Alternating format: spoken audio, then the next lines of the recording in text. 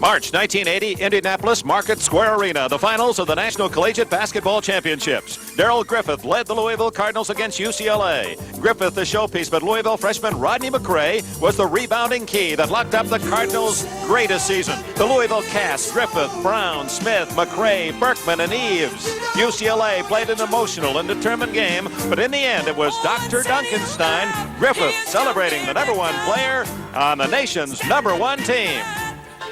This is it. The National Collegiate Basketball Championship is brought to you by Chevrolet and your Chevrolet dealers from coast to coast.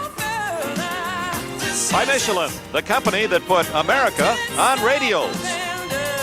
By Gillette, makers of Right Guard. Men work hard, but Right Guard works harder. And by Ryder, the best truck money can rent or lease. Who will propel their team to the top and the opportunity to ring the Liberty Bell in the finals in Philadelphia this year? Will it be the incredible Ralph Sampson and the University of Virginia Cavaliers? Or the relatively unknown Steve Johnson, the nation's leading shooter, and the top-ranked Beavers of Oregon State? Or will it be the incomparable Mark McGuire and the sentimental favorite Ray Myers' DePaul Blue Demons? Or will this be the year of the dark horse? Philadelphia, Pennsylvania, city of brotherly love, the scene for the National Collegiate Basketball Championships, and of course, how appropriate, the rich tradition, the heritage of this country represented around Independence Hall. And this city can be very proud of its basketball. All 5 major universities here have made it to basketball's Final Four. LaSalle, with their teams, won the national championship, maybe with the greatest player ever out of Philadelphia, a guy by the name of Tom Gola. But Billy, what we're doing here, and we forget, is the play that left town. The fellow that made the greatest influence into basketball, Wilt Chamberlain. He's from Overbrook High School.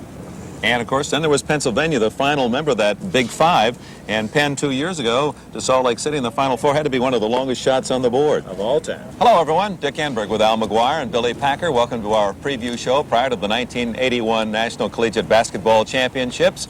We're going to be looking at some of the outstanding individuals and teams as we go into the tournament. Of course, you're going to see later Notre Dame playing DePaul, and immediately after the game, the official pairings, all 48 teams and the regions in which they'll be playing. So a big day of college basketball. First, though, let's go back a year to Market Square Arena, Indianapolis. The day belonged to Louisville and Coach Denny Crum of the Cardinals.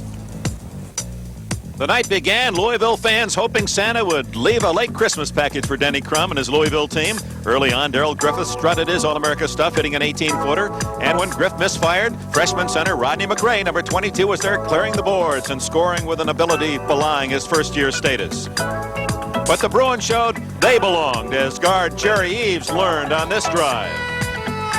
Both defenses were brilliant. Griffith blocking Van de Wey's layup attempt and then igniting the Cardinals' fast break. A goal by sophomore Derek Smith.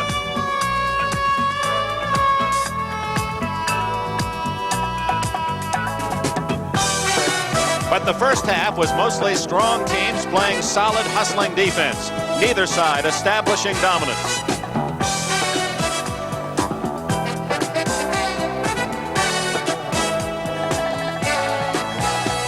Griffith's total game was complemented by sophomore Wiley Brown's power inside. Larry Brown exhorted his young Bruins to play tough, and tough they played, scrambling to a 28-26 lead at the half. But UCLA's lightning speed was to run into a tough inside Louisville roadblock. The Cardinal baseline of Derek Smith, Rodney McRae, and Wiley Brown began to dominate both defensively and offensively. Finally, Darrell Griffith hit on a brilliant inside play. And it was Griffith again from outside. The clock had run out on Larry Brown and his Cinderella UCLA team. The night belonged to Louisville. He makes them both, and Louisville has a 4-point lead with 52 seconds left. Oh, it's a steal! Derek Smith stole the ball, and they're going crazy in the Louisville section. Bad pass! Oh! Bad pass! Threw it away. Terrible. 45 seconds left. There's a lot of time left. There is. I was really surprised that Berkman did that. Nobody came to the ball. Everybody stood so far away from him. Now, the only thing Louisville's saying to themselves now, no three-point play. UCLA doesn't have that much time. They've got to get the ball up there. Well, Louisville go right into a zone, a 1-2-2 zone here. Make the shoot from the outside. There it is. And It's not made. Berkman.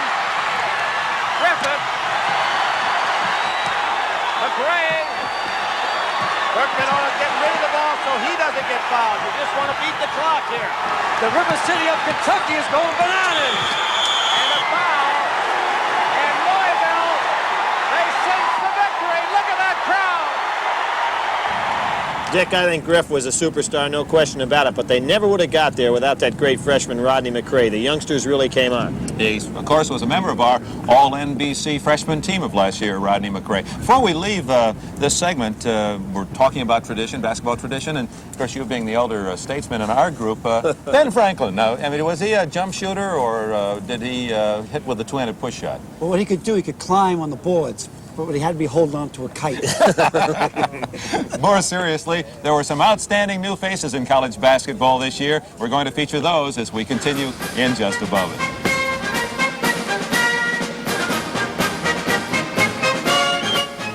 Chevrolet wants to help get America rolling. So Chevrolet and participating dealers are offering retail customers a $500 cash bonus on Chevy Chevette, $500 on Chevy Citation.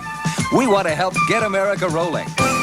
With a $700 cash bonus on Monte Carlo, $700 on Chevy Camaro. Use your cash bonus as part of your down payment or get a check direct from Chevrolet. Get $500 back or get $700 back. Get rolling with Chevrolet.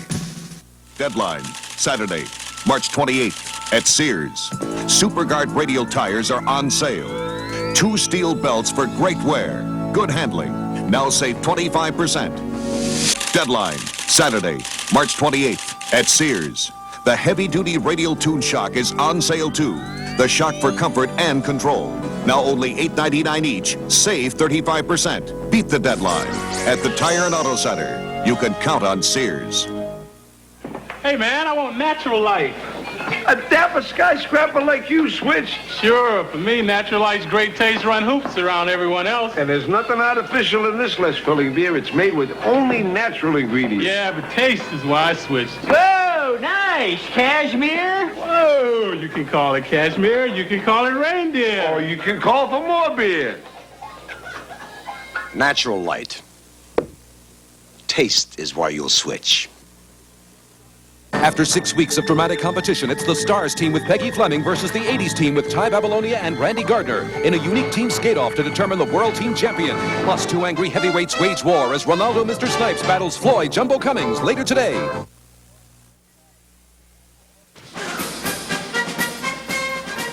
The courtroom inside Independence Hall. The judge and jury are out. They've made their decision, and so have we in regard to the top individual players in their first year of college basketball in this 1981 season. We'll be announcing those shortly, but first, let's review the top individuals from last year. This was our all-freshman team, and outstanding names they are.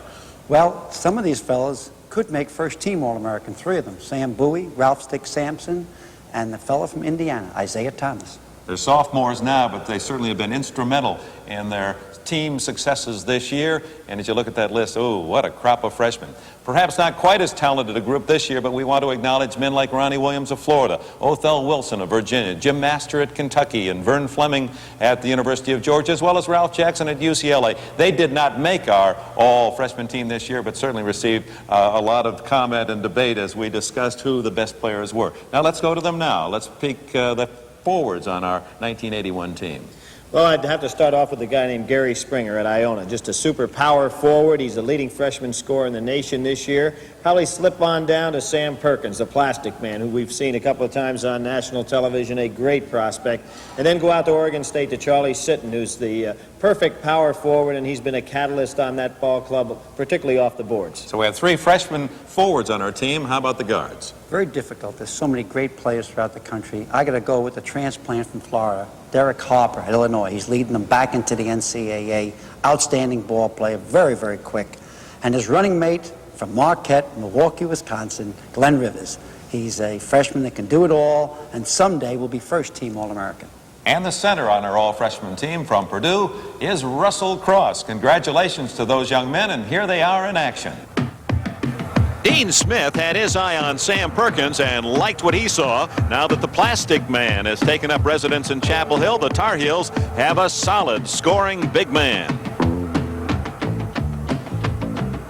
Out west, Oregon State's number 52, Charlie Sitton, is doing a remarkable David Myers impersonation. Sitton plays strong, aggressive defense and is also a superb shooter.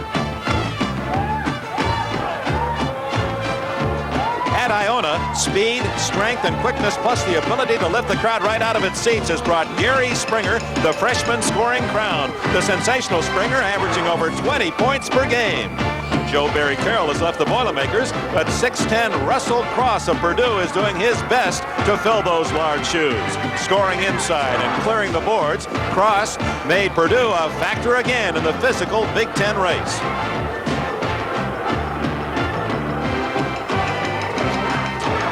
Also in the Big Ten, Illinois guard Derek Harper, a smart floor general whose great passing ability is leading the Illini back into national basketball prominence. And finally, Marquette's Glenn Rivers, a smooth guard with a great court sense. Rivers' tough moves remind Milwaukee residents of other great Marquette guards. That's our NBC freshman team: Sam Perkins, Charlie Sitton, Gary Springer, Russell Cross, Derek Harper, and Glenn Rivers.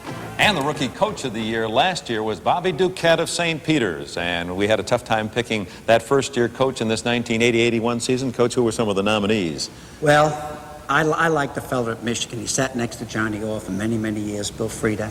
But I also like the fellow down at Tulsa, Richardson. He left a junior college, brought 4 of his players with him, and is doing great in the Missouri Valley. You know, if I gave you just a little shove, you'd want to right in that dock. And I guess a lot of coaches feel like they're behind those bars at times, trying to make all the tough decisions. And the good ones do prevail. And our NBC top rookie coach of the year this season is?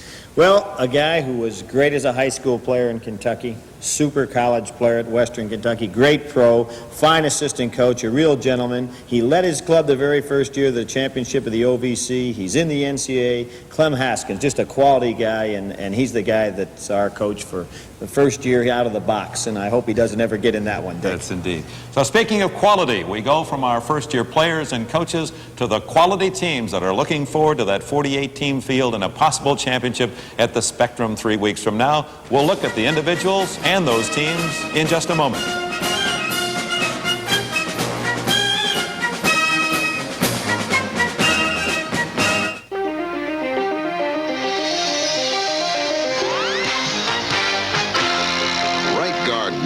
A man needs all the protection he can get. That's why a man needs Right Guard. Right Guard has a male effectiveness formula so strong it helps stop a man's perspiration odor all day long. So no matter which Right Guard you choose, you can't buy harder working protection. A man works hard, but Right Guard works harder. 1948. Harry Truman was president. Joe DiMaggio hit .320. Gas was 25 cents a gallon. And Michelin came out with a new kind of tire, the Radial. Over the years, Radials have saved billions of gallons of gas. And today, more than half the tires on the road are Radials. Keep it up, America. The more we ride on Radials, the more fuel we save. Michelin's been making the tire for the 80s since 1948. Michelin, we put America on Radials. Yamaha's powerful new Midnight Maxim is just about the most fun you can have on a long stretch of highway. Don't follow anyone. That's the way life should be. Go your own way. There's a new world to see. The stoplights are kind of fun, too.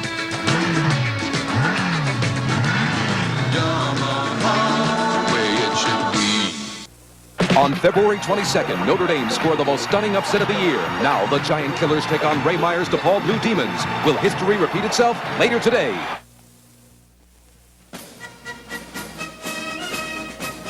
Philadelphia's Independence Square, and the great Americans that strolled through this area, from Ben Franklin to Thomas Jefferson, James Madison, George Washington, and on and on. And great leaders, great names can help ordinary teams become champions, and so it is in college basketball. And we've had some recent examples of that kind of leadership. Last year was Darrell Griffith leading Louisville to the championship. A couple of years ago in the finals, Larry Bird of Indiana State and Magic Johnson of Michigan State. So, gentlemen, let's talk now about some individuals that may be so good that they could carry a team through this 5-game tournament and win the championship. Let's start at the guard position. Oh, I'd say Isaiah Thomas, Mr. Excitement from Indiana.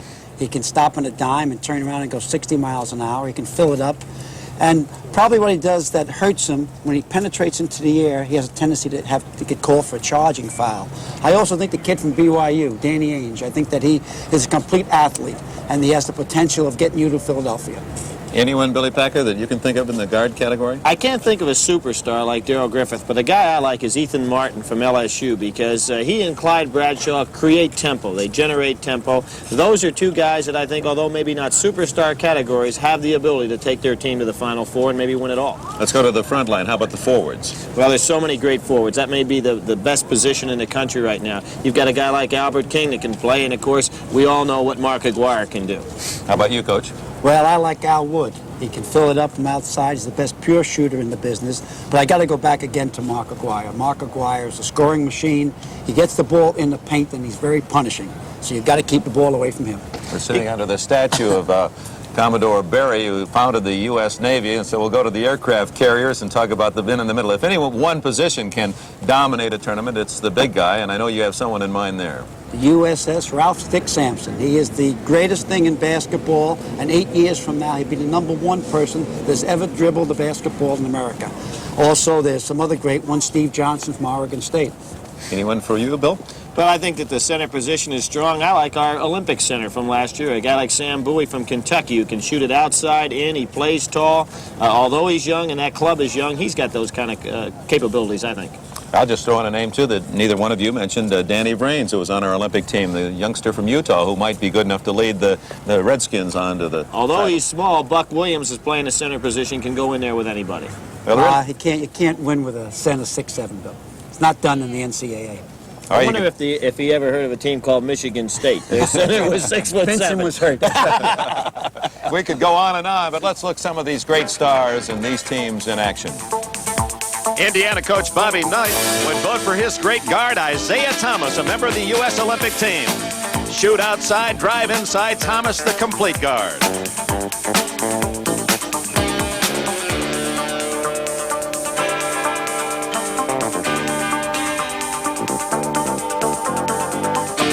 In the Rockies, they say there's no better shooter than Danny Ainge of BYU, the WAC Conference's top scorer.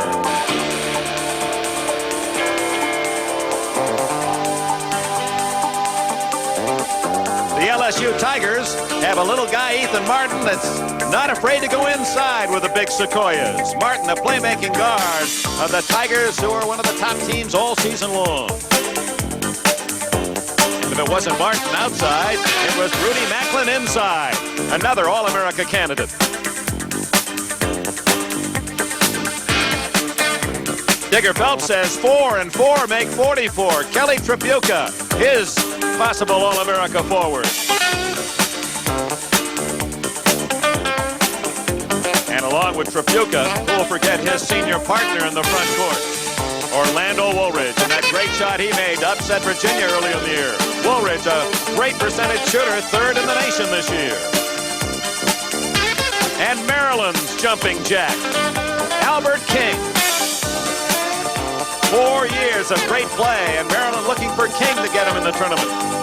Ray Meyer says, hey, take them all, but give me number 24, Mark McGuire, the scoring machine of the Blue Demons.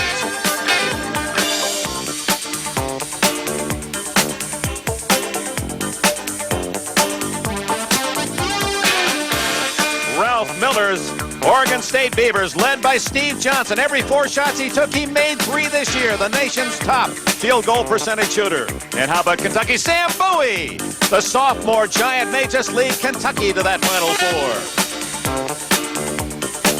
But the biggest of them all, 7'4", Ralph Sampson of Virginia. Spectacular shooter, Sampson, and the Cavaliers, one of the favorites to win the championship in Philadelphia. Gee, absolutely unbelievable. With Ralph, I could win another NCAA. You might come out of retirement if you had a Sampson. All right, we've talked about the individual players. Now the great teams, and we're going to put you on the spot a little bit. Just pick one team that you feel has the chemistry, the individuals that will form the team that could win the championship. Oh, I have to go with the Blue Demons from Chi, Second City. I think that Clyde Bradshaw, runs and governs the rhythm of a game better than any backcourt guy in the country. He has his complementary guard in Dillard. The baseline is out of sight with Cummings and Grubbs and obviously McGuire. They got the speed, they got the quickness, they got the bench. They go back to the 8th man. But most of all, they got the jockey, the Geritol coach, Ray Meyer. Ray Meyer, you're just not going to let us forget about him, and I know a lot of people are rooting for Meyer alone to get in that Final Four. Or you pick a team, Billy. I'll counter the other way. I like Ralph Miller when he starts talking about Geritol coaches. He's not in the same exact age span there, but of course a guy that knows how to coach. He's got a team that he's had for a long time. It's a veteran team. Both of these teams have some veterans on them. I like Oregon State. I like Johnson in the middle. He puts a lot of pressure on the defense.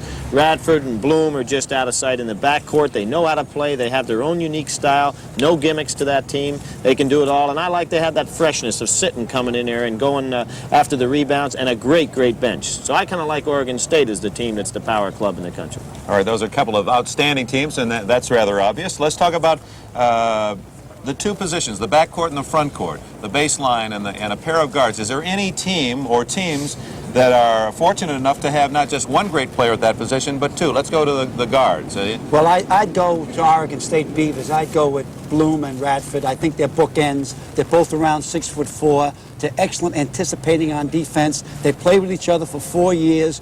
And to win the NCAA, you must have seniors. All right, they can not only play and score for you, but they're great defensive players. How about a backcourt? Well, those two fellas are bookends at Al said. I kind of like when you have one that's a little different from the other. And I like LSU's guards. I like High C Carter because he's got the power, the strength, the bull inside. He can play the other team's bigger guard. And then you've got a guy like Ethan Martin that's got explosive quickness. He steals the ball a lot. He generates tempo. I think he has more physical abilities than, let's say, a Clyde Bradshaw, but he still has that maturity. So if I was going to take a backcourt, I kind of like LSU's. Well, that makes sense because that's why they were in the top 4 or 5 all season long, Oregon State and LSU. How about the front line, the big guys? Who do you like there? Well, I think the best front line in basketball is the Tar Heels from North Carolina. I think Dean Smith has a powerhouse there. With Perkins, the freshman that come in, can do everything, might be the rookie of the year. James Worthy, who's coming off an injury, can do it all. And obviously the pure shooter, Al Wood. All right, North Carolina from Coach McGuire. How about you, Billy? That is a good front line, and it's a very young front line. And I kind of go back to DePaul now. Maybe I'm contradicting myself a little bit, but I like Grubbs and Cummings. Two young Colts in there that can shoot, they can rebound, they can really get up in the air. They're powerful. They know how to play either a tough game or a loose game. And then, of course, they got Mark McGuire to balance them up with a great outside shooting, passing inside. Tough defensive club. So I think they're the best front line in college basketball. Now, we've talked about teams and individuals and pairs of individuals or a threesome on the baseline. How then do you win it? You won it a few years ago, Coach McGuire. What's the formula? How do you get those individuals as a team to win them all and take that crown home from Philadelphia? Well, I think you first got to retool before the season ends, get ready for the tournament, start playing your subs more. Also, you got to start practicing more foul shooting because they blow a faster whistle in the NCAA and you end up a lot of games winning them on the foul line. But the three main things in winning the tournament is, number one, you got to have no injuries, you got to be playing on an uptick, and number three, the last shot has to go in. Well, the unpredictability of that momentum provides added sort of excitement for this tournament because it may not be one of the favorites that wins the championship. It could be the underdog that gets the momentum. We're going to examine the long shot artists in the college basketball year as we continue on our NCAA report in just a moment.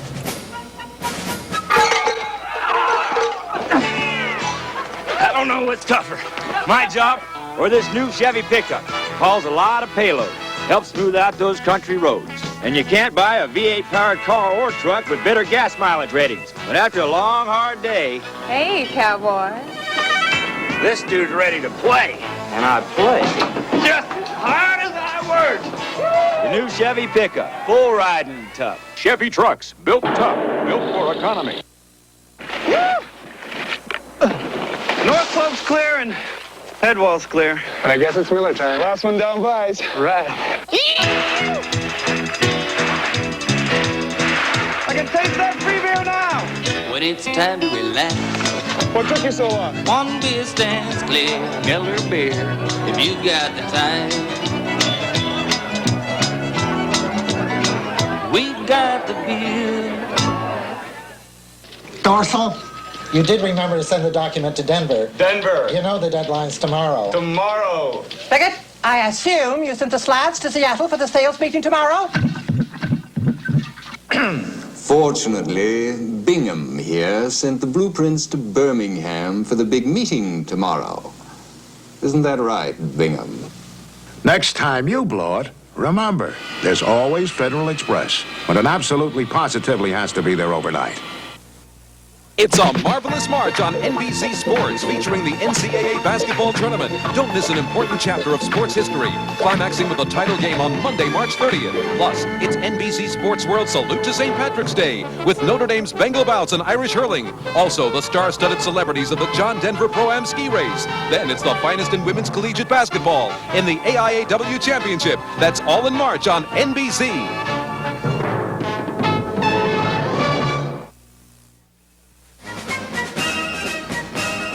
The Liberty Bell, it symbolizes this country's freedom, and in many respects, in regard to basketball, it is a freer opportunity for teams. It's grown in size, and now 48 teams will have a chance, and that may mean, just like the Bell itself, it was an underdog to survive the last couple of 100 years, that a long shot might win it this year.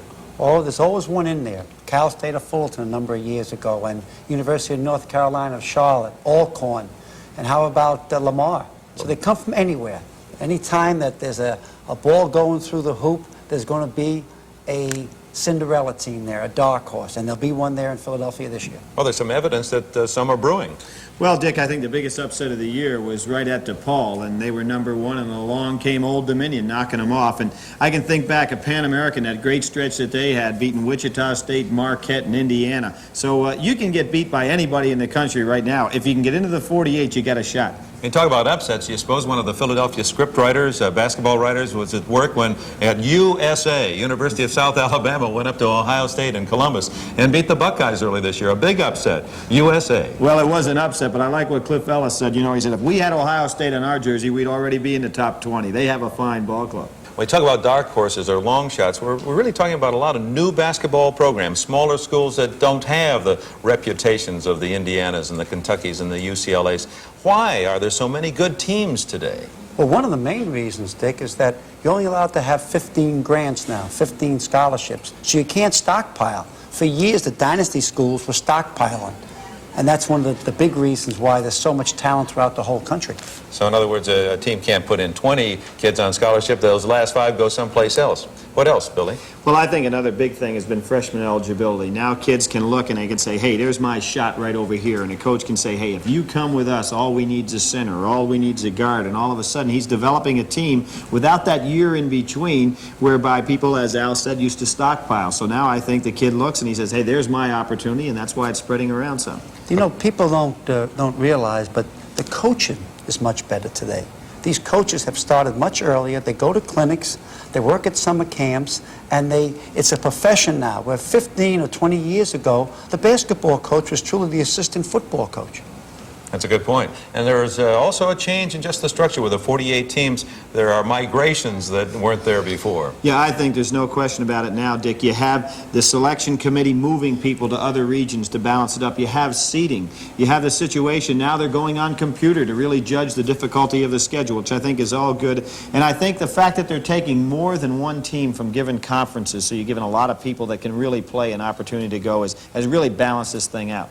You know, back in '77, when the Marquette Warriors and your swan song won the national championship, as I recall, you were about the last team picked, weren't you? We were the last team to go in. Matter of fact, we got picked the last day playing against Michigan. We got picked at halftime, and then we got a hot hand. We won our first game. I still believe, with the exception of Michigan State, that you have to win 2 games by 3 points or less to ring the bell. Well, Marquette was certainly a long shot. UCLA was a long shot to make it last year. St. John's almost made it. They missed by 2 points. They were one of the last teams selected. I think it's going to be like that cadet at West Point that finishes last in his class. The 48th team is going to start to have a great reputation in the future. All right, how about a potential 48th team this year? Now, we're really going off the wall on this, but can you think of any teams that might be around the last, the 40s, and maybe it'll be the team that goes on to the Final Four? You come out of the gate first, Billy. All right. I'm going to say the 6th place team in the Big Ten is going to be the 48th team picked. Name a name. Well, I don't know who that is now. Probably Purdue or Minnesota. Purdue, Minnesota, or maybe Ohio State. I say the 6th place team in the Big Ten. I'm going to take a team to repeat Now, I know it's not taking the dark horse. I'm going to take Louisville to repeat. What happened, they come out of the Billy, gate this out year. on the ledge there, aren't you? Well, what happened, Billy, at one time they were, I think, 1-7. Now, they got a hot hand. They're off to the races. They've been there before. They're mentally hard, and they want to prove something. So I feel that watch out for the Louisville club with Denny Crum. Can I pick one? We'll let you. You know, a couple of weeks ago in Chicago, before we saw the Notre Dame upset of Virginia, we saw Marquette play DePaul, a very tough game. And Marquette's a team that is going to be right on the border whether they make the tournament or not. I think they might make it. If they do, they could cause some trouble in the tournament. And we'll know those underdogs in just a few hours because the NCAA will make the announcement. It'll be right after our game between DePaul and Notre Dame. You'll know all 48 teams and their pairings and the regions in which they'll be performing. And we'll have much more basketball as we look ahead to this great tournament for you as the NCAA basketball special continues after these words from your local station. On Lobo, the sheriff poses as a mobster to put a ring of sexy car thieves on the skids. Then Stax goes undercover Get undressed. to bust a porno ring on BJ Tuesday.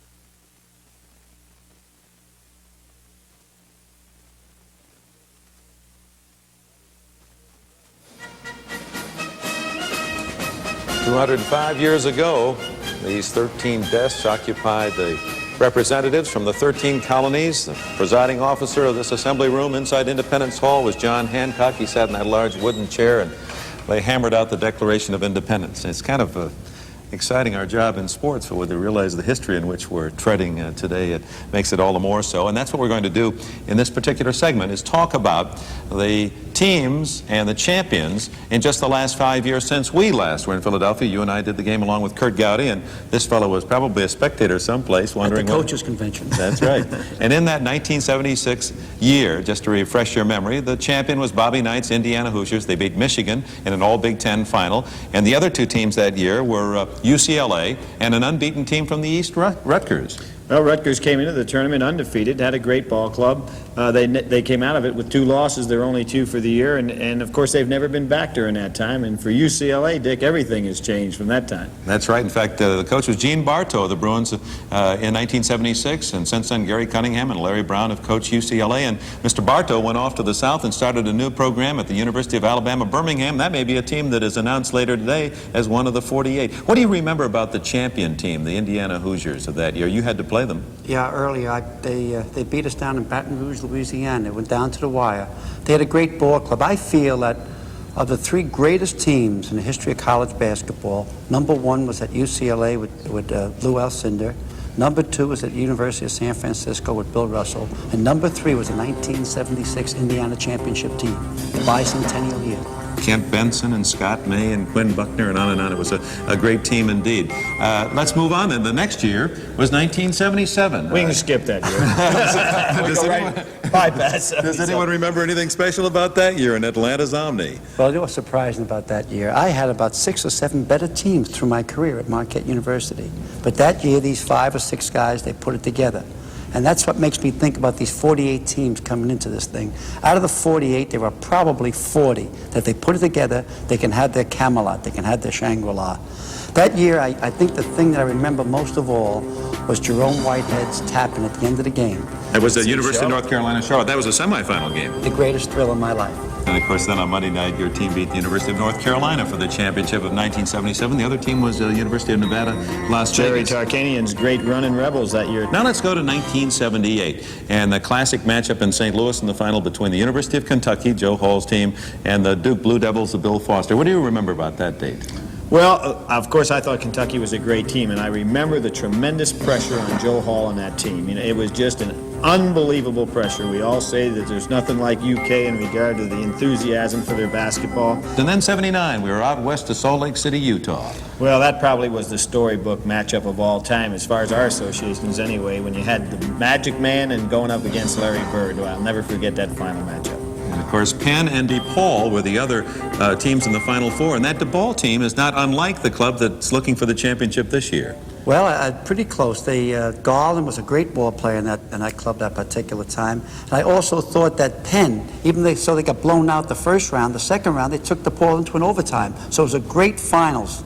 And, of course, last year, we go to last year in Indianapolis when UCLA was a long shot. They made it to the finals, and Louisville and Darrell Griffith, and then the two Big Ten teams. It looked as if we might have another Big Ten final. Two teams that couldn't even win their own conference.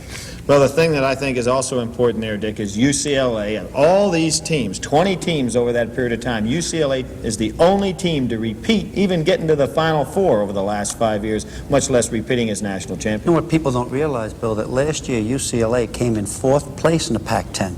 They were one of the last teams selected. Matter of fact, that's how come they played DePaul first, because they were so far down in the rating. So when we get the ratings or the matchups at the end of today's play, the Final 48, it may be that 48th team that has as good a chance as anyone. You know the thing that amazes me most, and not many have pointed out, if you take the map of the United States and all the great basketball played east and west and north and south, and you drop a pin in Bloomington, Indiana, home of Indiana University, and you make a radius of about 200 miles, you include all 5 of the last 5 champions. You've got Indiana, Louisville, Kentucky, and to the north you have Marquette and Michigan State.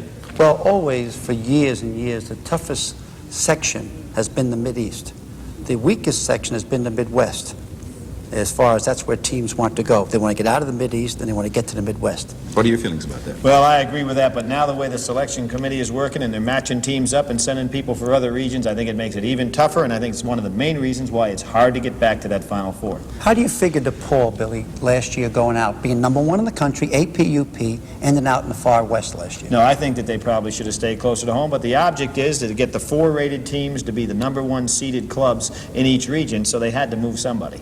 Tough for Ray Meyer. Well, we're going to do some difficult moving of our own because we're going to ask you to move into the teams you think will be in the Final Four and pick the potential 1981 National Basketball Championship. We'll hear from our experts in just a moment.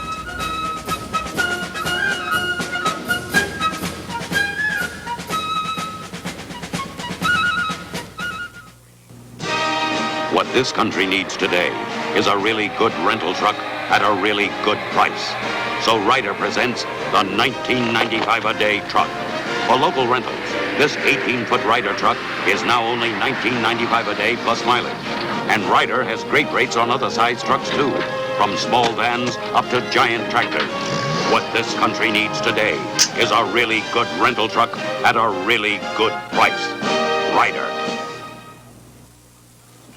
We want to make you smile. Mr. Simmons called and said, see you at 4:30 about the contract. Good thing it's right across the street. We're going to make you smile. Holiday Inn hotels are near where you need to be. Right on time. And that can be important. You got it. Is my smile that big? Come to Holiday Inn where your smile says you're #1 and people pleasing. On January 5th, Chevy Chevette scooter sticker price was reduced by $100. And now Chevrolet and participating dealers introduce a $500 cash bonus. Take delivery of a new Chevy Chevette scooter between now and March 19th, and you get $500 back from Chevrolet or apply the bonus to your down payment. That makes it the lowest price car sold in America, foreign or domestic. The lowest price car sold in America, Chevy Chevette. Solid proof Chevrolet wants to help get America rolling.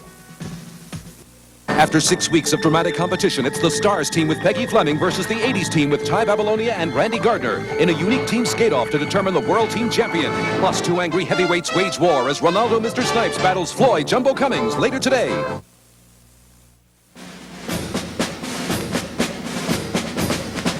Independence Square in Philadelphia, with right behind us where our forefathers signed the Declaration of Independence. And maybe it's a bit corny, but gentlemen, it's time for you to declare the teams you feel will make it to the Spectrum 3 weeks from now. Well, I like Virginia with Ralph Sampson. I like the Tigers from Baton Rouge, Louisiana, LSU. I go along with the Blue Demons from Chicago, DePaul.